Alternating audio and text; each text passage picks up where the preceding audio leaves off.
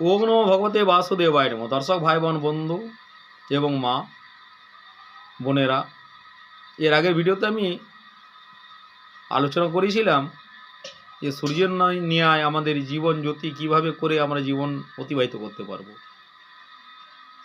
এই কলিকালে সবাই বলে বা সবাই জানে যে দেবী দেবতা নেই, ধর্ম বলে কিছু নেই, কিন্তু সব ধর্মই আছে, সব দেবী দেবতা আমাদের কাছেই আছে, আমরা চিনতে পারছি না, আমরা দেখতে পাচ্ছি না, আমাদের বিশ্বাস নেই। তাই অদৃশ্যভাবে তিনি আমাদের সাথে সবসময় রয়েছেন।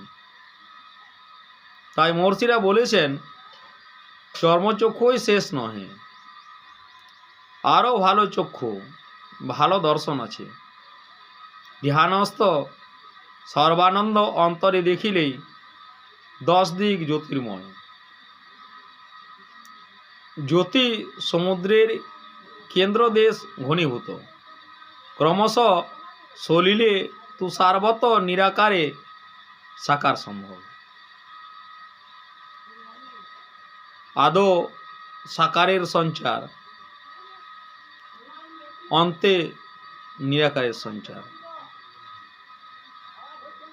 আদৌ জড়ের দ্বারা জড় গড়িয়া জড় চক্ষুতে দর্শন, অন্তে চৈতন্যের দ্বারা ঘন চৈতন্য মূর্তির আবির্ভাব করিয়া চৈতন্য চক্ষুতে দর্শন।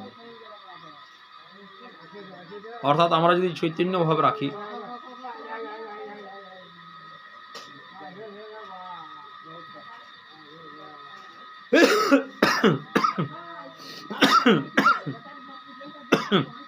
স্ত্রী যদি চৈতন্য থাকে,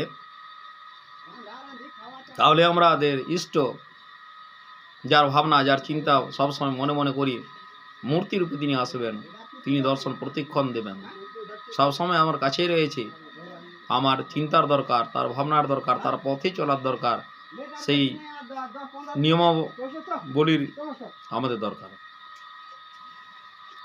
যদি আমরা গ্রন্থের নিয়মে চলি, জীবনে আমরাই সুখে থাকব।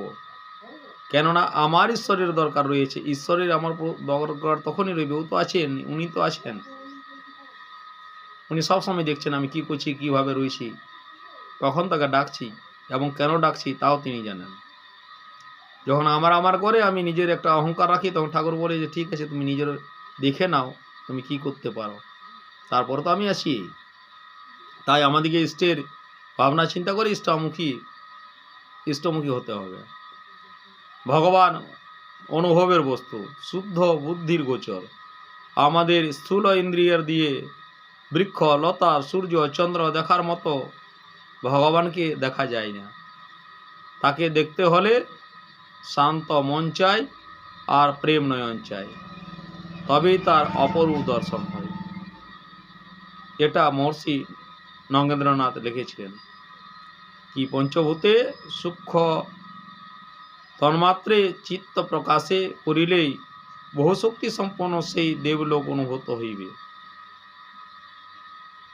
শ্যামাচরণ লাহিড়ী বলেন, মহাভূতের স্বল্পমাত্রেই মানবের ক্ষমতায় এত, মহাভূত পূর্ণায়ত্ত মহাপুরুষের মতো। মহাপুরুষ যত আছে, মহাপুরুষের যত এমনি হবেই আমরা, তাদেরই ক্ষমতা কত, তারা কত শক্তিধারী, কি বা না সম্ভবে তাদের মুক্তি যাদের দ্বারের দ্বারে।